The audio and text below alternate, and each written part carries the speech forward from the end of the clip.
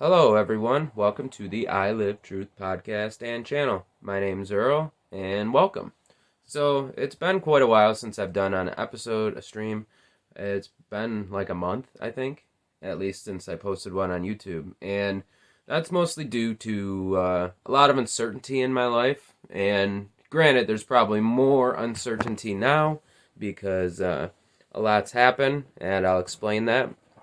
So, today, today, the episode is going to be about hope, trusting God, and learning. Um, I don't know, the last 6 months or so, maybe 10 months now. My relationship was crumbling, with the mother of my kids, and we had given up like 10 months ago, maybe a year ago, and I was fully for splitting and just making everybody's life easier, and probably not the kids. So since then, I've basically battled the mother of my children and tried to change her by changing myself. Now, one of the things that has happened, because I was never able to really influence her at all, she told me to move out over and over again, and there were times where she wasn't actively telling me to leave. Every argument we'd had, she would just say, "You need to get out of here. I can't do this anymore." And I think because of that, like, she made that decision long ago, like a year ago. Nelly, sit. She made that decision, and I didn't. I didn't accept it. So I was just trying to be better, be a better man, trying to get her to see that it was possible for us to grow together and separately. And ultimately, my primary focus was my desire was to create a healthy model of love and cooperation between a mother and father to our children. And we were far from that. We still are. We have been the entire time we've been together. But that was my desire, was to create the good model in the family we already have, because I don't think anybody would say that splitting up a family is not traumatizing to children. So anyway, that wasn't her desire. She gave up, and she is convinced, she believes that we will never be anything other than toxic to each other. And I believe that because of that, it will be true. You can't change something when you believe it can't be changed. The only way you can change anything in your life is believing first that it's possible. So, yeah. Now, it's my desire now to. Well, it's really not my desire. She's forced me to leave. I can't stay here any longer. If I do stay here any longer, my life becomes in jeopardy, and my children's, because I don't know if it's just women or it's women like the mother of my children, but once cops start getting involved, and she called the cops on me twice now in the last month, once that starts happening, the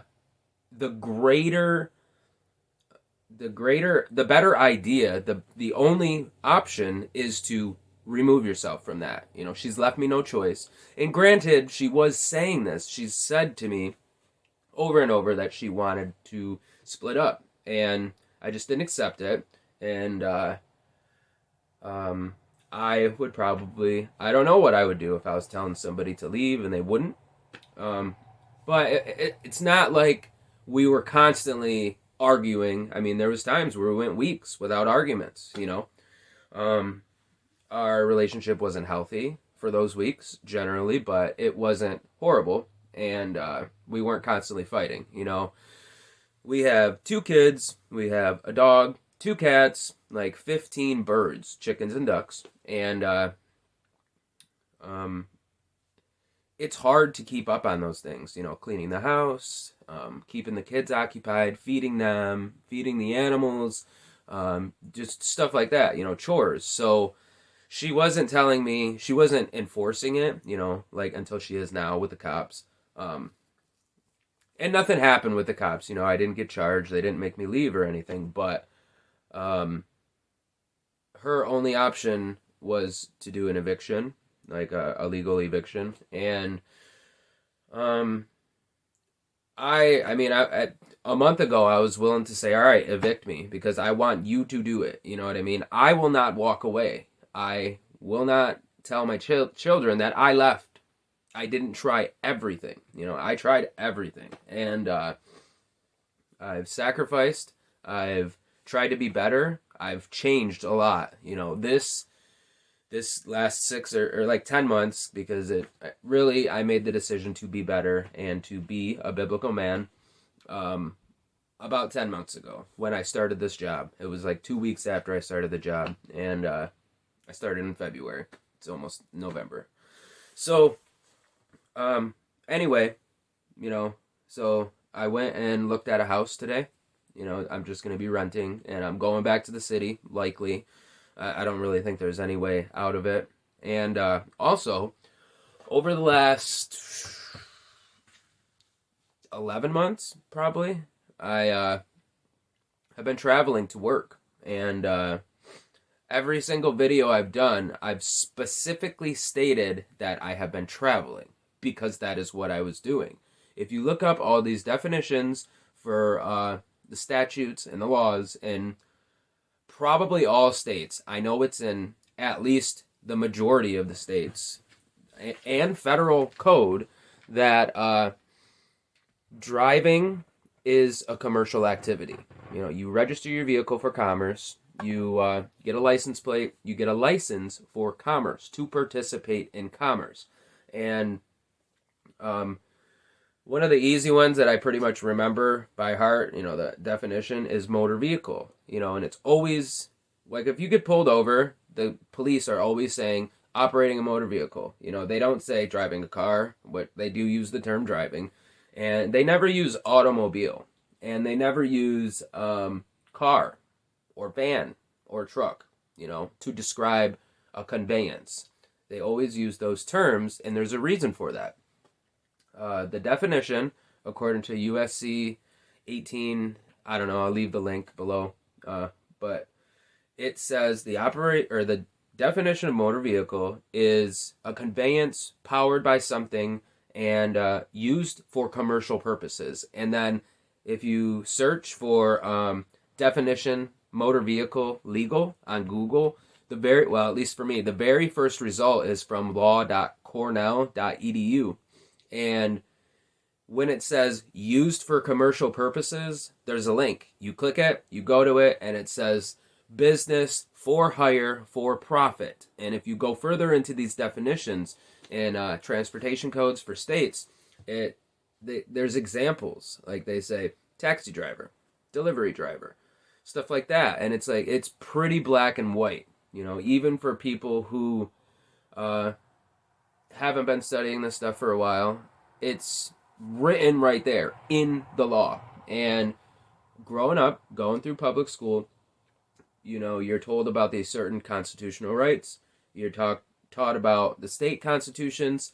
I don't know about most schools, but in my school, we never had an assignment where it said, read the Constitution, go through the Bill of Rights, and summarize what it says. I mean, it never happened for me, but if anybody has experienced this going through school, then let me know, because I think it's fundamental. I honestly think that's one of the reasons why they're trying to get rid of, or why they have gotten rid of cursive in school, because these documents are written in cursive.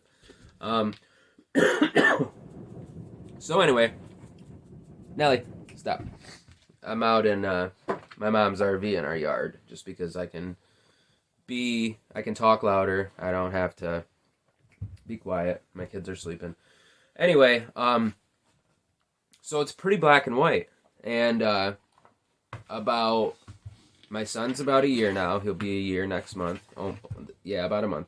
And when we moved to the place we live at right now, the house in the country, I didn't have a license. You know, I got some tickets, some charges in another state years ago, and I just didn't pay the fines. I didn't do anything. You know, I was like, screw that. I just won't drive. And when I thought that, I was actually thinking, I will travel. You know what I mean? I wanted to learn how to do this legal process, how to defend my rights legally, how to use the court system to enforce my rights. Now, I never really had to. I mean, I didn't want to drive a car. I didn't want to use and move in a motor vehicle that was registered for commerce. I did not want any way for somebody to construe what I was doing as a commercial activity. So I just didn't, you know. And then when the mother of my kids was, I don't know, 5, maybe 6 months pregnant with our son. So this was like a year and a half ago. A year and 3 months ago or something. She was working. Okay, so let me back up a little bit. So we moved to this place about 3 years ago, and we knew that I wasn't going to be able to work because I didn't have a license, and I wasn't capable of following the statutes like as a driver because my license was suspended. I owed a lot of money. You know, it was like almost $5,000 to another state, and I was just going to be a stay-at-home dad anyway, so I was basically trapped in the country with no ability to leave by myself for years, and it sucked. And the nearest store, you know, I walked one day, and I thought it was much closer when I made the decision to walk, but it took me like 4 hours, like 2.5 hours one way, the same amount back. It was ridiculous. And anyway, so it sucked, you know, and then about almost a year and a half ago, the mother of my kids was pregnant, and she had a good work from home job. She was making like 20 something dollars an hour. I think it was like 27, and she was able to do the work from home. And then the whole nonsense happened, and they were trying to force her to take the experimental gene altering therapy, we'll call it, to keep her job, even though the company that she was working for was on the other side of the country, and she had a 0% chance of ever coming into contact with anybody, coworker or patient. So they tried to force her to get it. They wanted her to do it. They wanted her to comply. If she did refuse it, they wanted her to fill out a form and submit to weekly testing. And she was like 6 months pregnant, and she said no. I said, F that, you know, fight them. They can't do that legally. That's against the law. And they fired her, and she's 6 months pregnant. We live in the middle of nowhere, and we needed money. So, like, we didn't have money saved up. We're doing stuff for the house, you know, buying and riding lawnmowers, buying snowblowers, you know, things like that. And just upkeep, you know. And so I had to work, you know. And for the first couple months there, you know, she's up until she's like 8 months pregnant, maybe 9. No, I didn't start my new job until after my son was born. But anyway, so she's pregnant, like super pregnant, and she's driving like 2 hours a day to drop me off and pick me up. It's a half hour one way.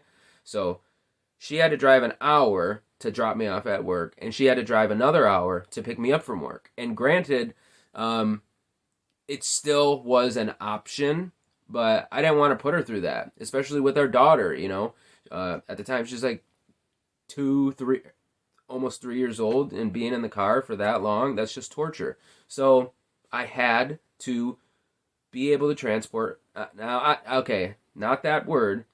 To move myself from home to work by myself, and I was already, familiar with the law, the actual law, the commercial act known as driving, and the right to travel. So I did. I got a van, and a really good deal. My mom helped me with that, and I was moving myself from home to work, and I wasn't just out joyriding. I was doing what I had to do in order to feed my family and pay the bills and take care of my pregnant girlfriend at home. So, anyway, about 2 weeks ago, I think it was on the second or third or something, a single digit at the beginning of the month, I got pulled over. And now, I didn't have a license plate on my van. It wasn't registered. I never even switched over the title, the person who sold it to me, we signed the paper. I put it in a filing cabinet, a filing place at home. And I never registered my vehicle for commerce or registered my van for commerce. See, this is where they get you with these definitions, these terms. And so I was traveling back and forth to work and to home, and I did it for quite a while. And then I got pulled over. And when the officer pulled me over, I recorded video. I wasn't recording him, but I was in the middle of doing a stream, so I just kept it recording. And so and I was on my way to work, like it's a half hour, 35-minute drive to work, or half hour, 35-minute trip to work. And I was running late that day, and I ended up being late to work. But I was trying, even though I knew this was going to happen, I prepared myself over and over for what I was going to say, what I was going to do. He caught me off guard because I was just comfortable. I was doing it for so long at this point. And he pulled me over, and he's like, driver's license, registration, blah, blah, blah. I said, I don't have one. And he asked for an ID, which I did not have to give him. I should not have given it to him. It would make the process I'm going through much easier if I didn't. And I handed him my ID. And then he was like asking me about my license. And I blurted out, I said that my license was suspended in Wisconsin, which it is. My commercial license is suspended in Wisconsin. And I shouldn't have told him that. However, I've read much case law for Michigan. And even though there was a case where a man was pulled over with a suspended license. He told the cop that his license was suspended, and it was dismissed because he did the process. So, long story short, I was pulled over for a half hour. I was able to call work and say, I've been taking this course called jurisdictionary. There'll be like some clipping there because I just had to delete some stuff on my phone. Ran out of space, but this course is called jurisdictionary, and it's the course to take if you want to know how to defend your rights and not be taken advantage of. And I bought it a year ago. I just didn't do it because I really didn't have a reason to do it, even though I knew I would be stopped eventually doing what I was doing. Because most people just don't know. They're doing their jobs. These municipal officers, employees of a corporation, they're just following their job, and most of them are good. I think they got another job likely to help people, and they're doing the best they can. A year ago I wouldn't. 2 years ago I would not have said that. I would not have believed that. But people are just doing a job, and it's not like everybody's trying to hurt you, unless you're doing bad things. Then people probably do want to hurt you, and you probably deserve it. So, anyway, a a couple weeks ago, I got the citation. They gave me the citation, and I started trying to figure out what I was going to do. So I started pounding the course, and I didn't even have a court date. I called. They're like, "This is pending. You'll be notified when we get a court date." So now I have an arraignment, and I was just looking up the legal process of what's going to happen, and on the notice I got, it says that I have to appear at an arraignment in front of a magistrate at this date. And I was looking up. I've fought traffic tickets before when I was operating commercially and driving. When I was not traveling, I didn't know there was a difference between the two. And so anyway, they want me to go in front of a magistrate. So I was looking up the rules, and it says that when you're at in front of a magistrate, you're at an informal hearing. And I was trying to figure out, what is this? Could I file some motions? Could I make a record? Because ultimately, winning a case is getting admissible evidence filed in the court and proving that your enemy, your opponent, getting evidence into the record and proving that the essential elements of your opponent's claim are false. And you do this in a positive way. You don't just say, this is false, but you provide the law, the case law, the statutes, the supporting law that supports what they're doing is wrong, and what your argument is right, and how your argument is right. And that's all a court battle is. The whole thing boils down to knowing the court procedure. And according to this course, I've not used it yet. But so anyway, I've got to figure out where I'm going, figuring out how I'm doing it, and I only got like 10 days to do it. So yeah, in the last month, since my last video, there's been a lot of uncertainty. The thing they're trying to get me for has a minimum of 93 days sentence in jail, and it has a maximum of 1 year.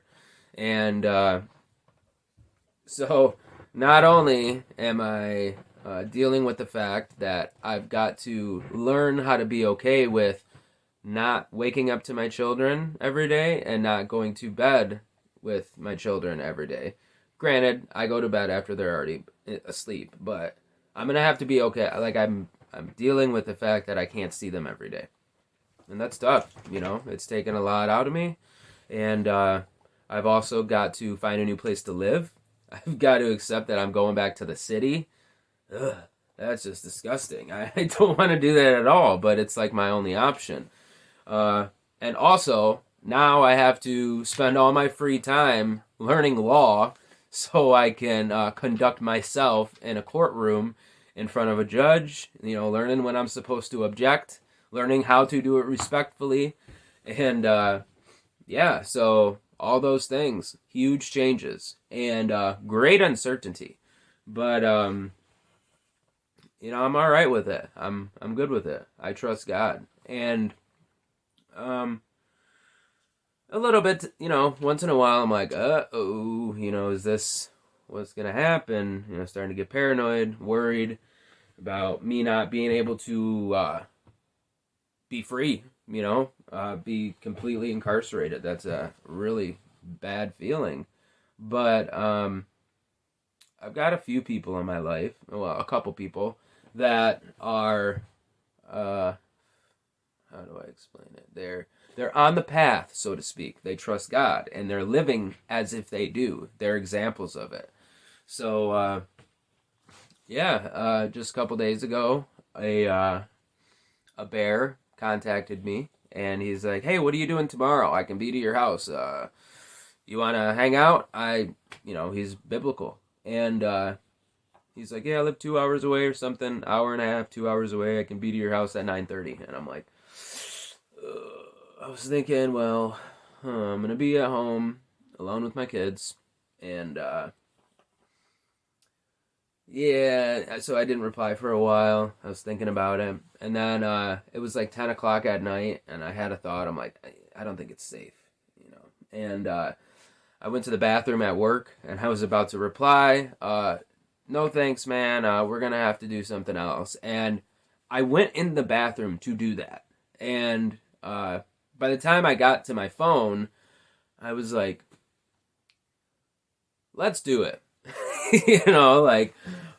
Because the last time I did something like that, it was a bear meetup. And we went to a restaurant, and it was like 2 hours away, and I was thinking, well, I don't have my license. So, and I was like, I would have done it in the past to get drugs. I'm doing it. So that's how I'm trying to live my life, if I would have done it to get drugs, well, minus hurting somebody, but like little things like that, going somewhere like that without a license plate even on my car, without a license, I made the decision, I thought about it, a couple days before. I'm like, I don't think I'm going to go. And then I had that thought, I would have done it in the past to get drugs, so I'm doing it. And I had a great time. I met this cool guy. He gave me a piano, and he offered me a couple jobs. He does his own business, and he called me a couple times to do it, and I backed out of it because I didn't want to put myself at risk. But long story short is, I trusted God that day. The first time I met up with some bears, and it turned out great. And then I think it was the day before yesterday. It was yesterday, actually.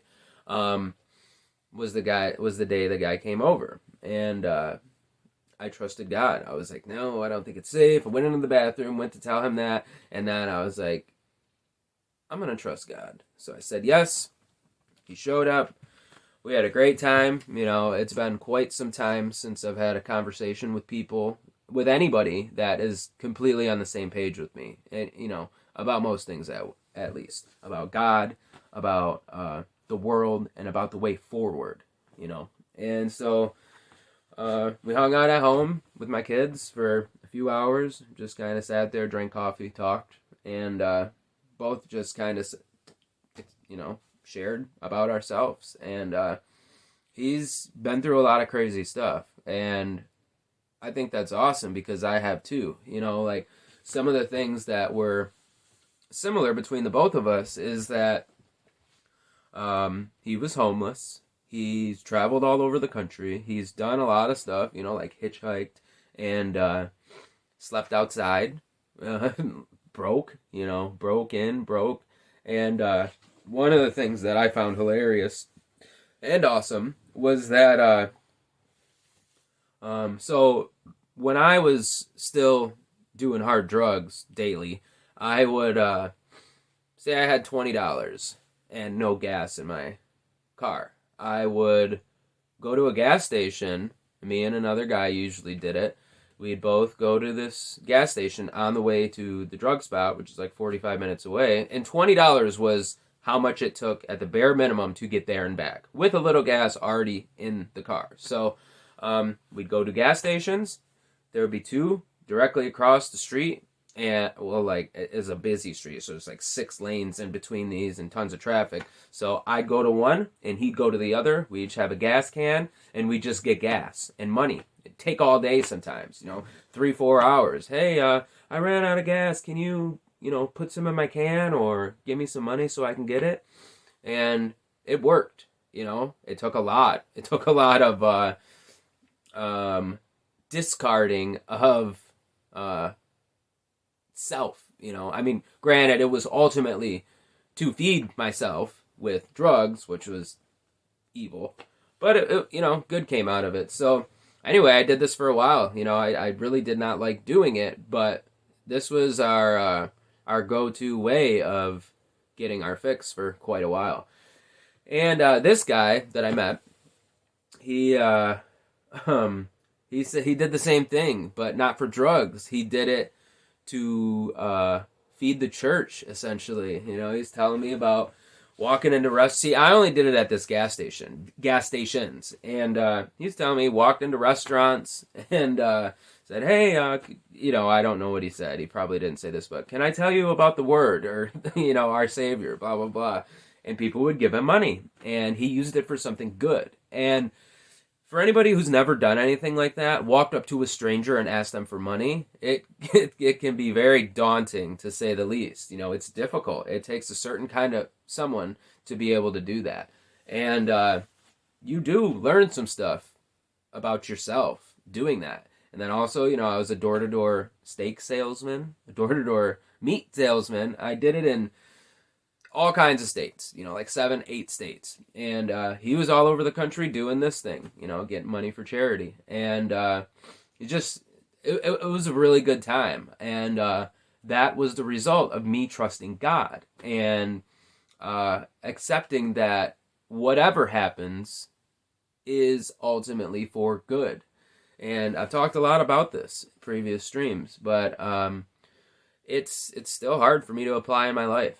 So, anyway, yeah, I had a great time, and it was life-giving conversation. And so, to recap, it's since my last stream, I've made the decision that I have to leave my mother, the mother of my children. I have to leave her. She is gonna do her own thing, and we're gonna just co-parent.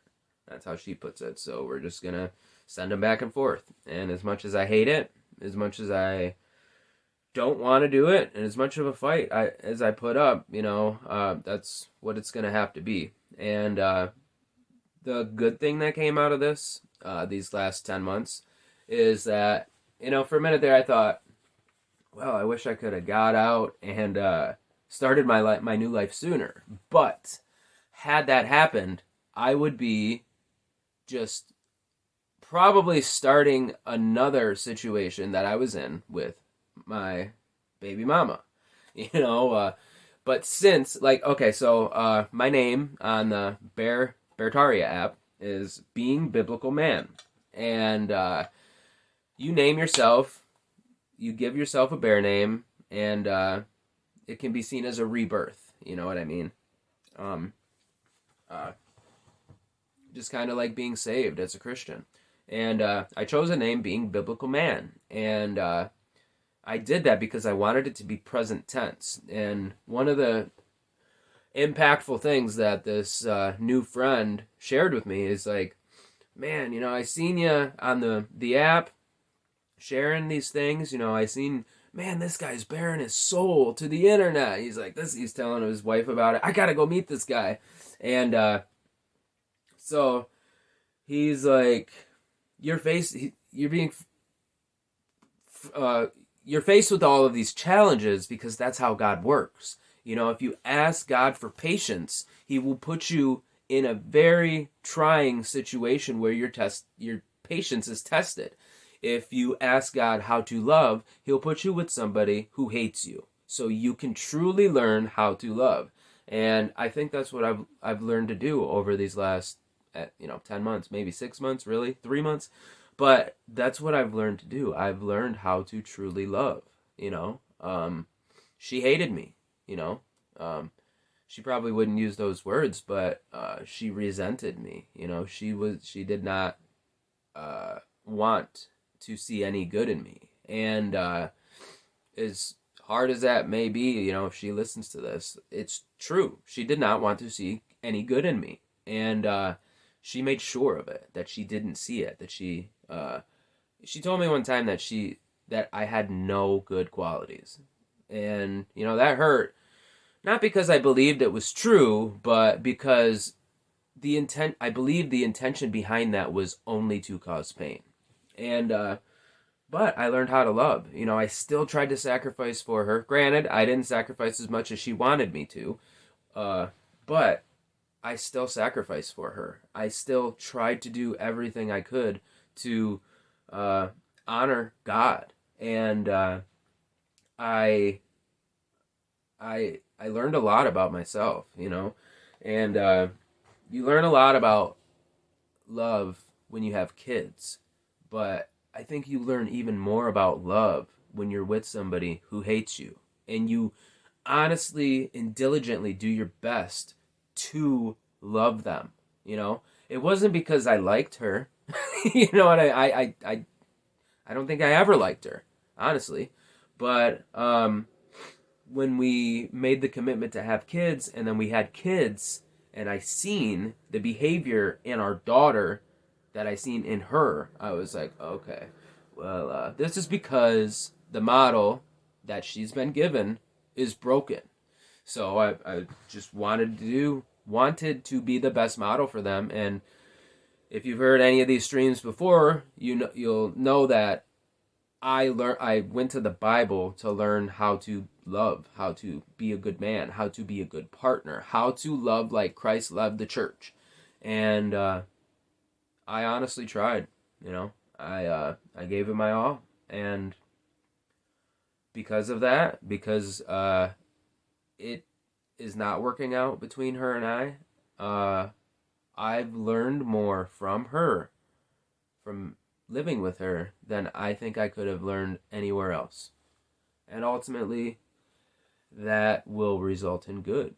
And so, I'm going back to the city, in a house, on small house, small yard, garage. Well, actually, I did the application today. I don't know if what's going to happen, but I trust God. And also, I'm spending all my time, almost all my free time, learning law so I can defend my rights. And, okay, I need to say this because back when I started moving myself from, to and from work, I was like, oh, I gotta get my license. I had these thoughts. I need to get my license. But I didn't want to live under I wanted God to be my authority, my ultimate authority. And it was kind of a moral issue for me to not travel because I didn't have a license. It was, I seriously had some trouble with this, this decision to get a license. And I didn't want to, it was wrong morally for me.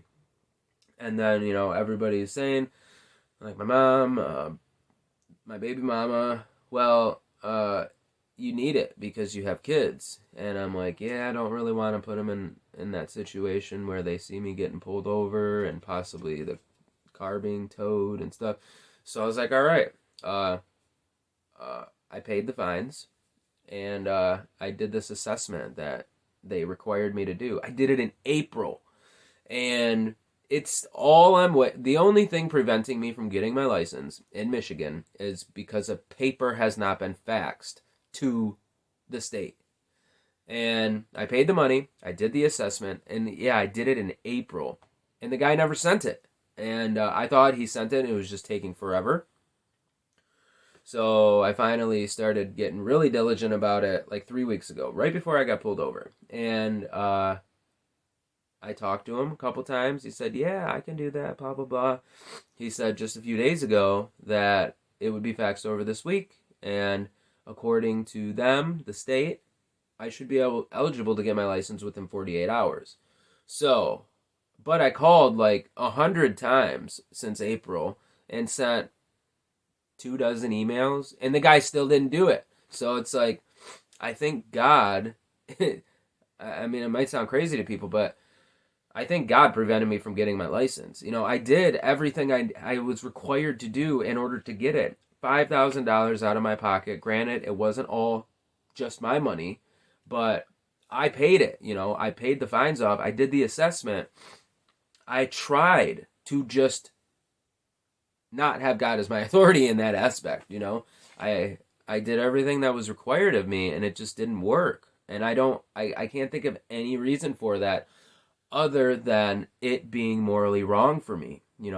I want to be a true example to my children in the world that of a biblical man. And I don't even know when I picked this name, this bear name, but I honestly do want to be a good example and a biblical role model to the world, especially to my children.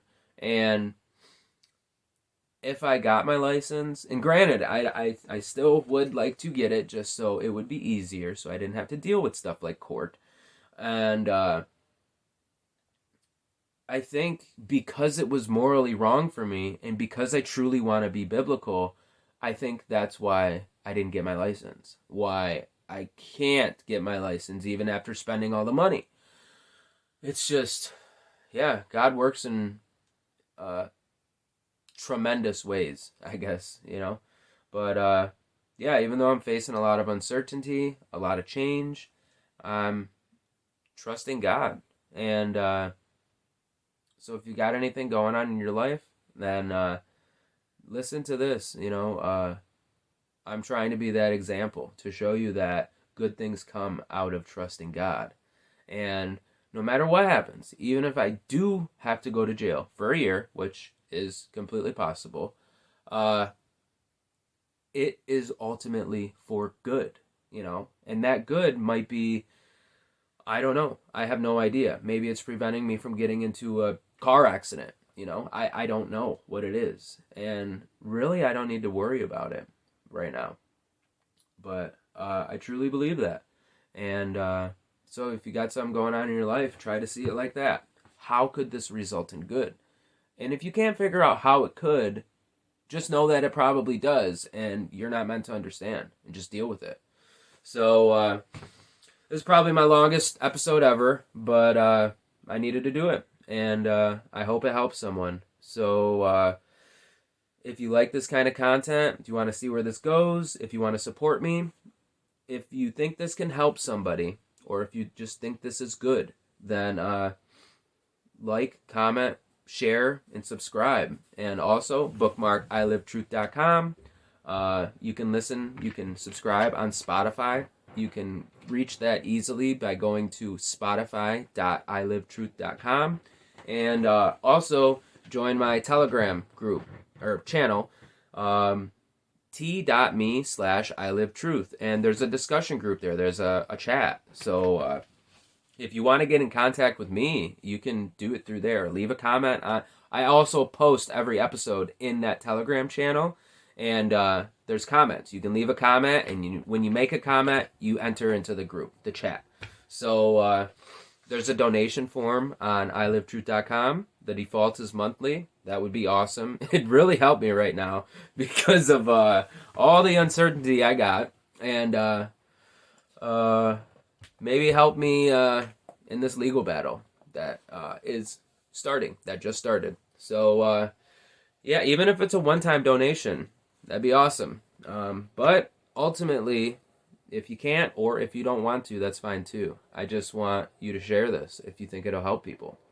It's very important for people to have hope, and it's really important for people to trust God. And